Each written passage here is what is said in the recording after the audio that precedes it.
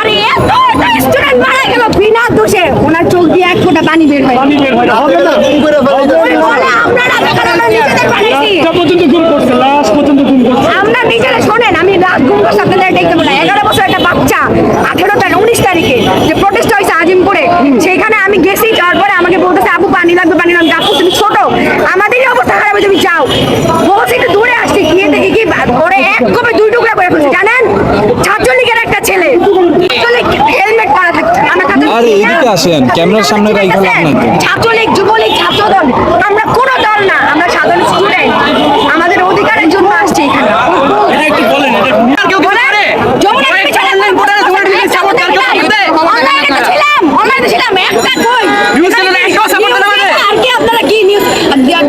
কত কিছু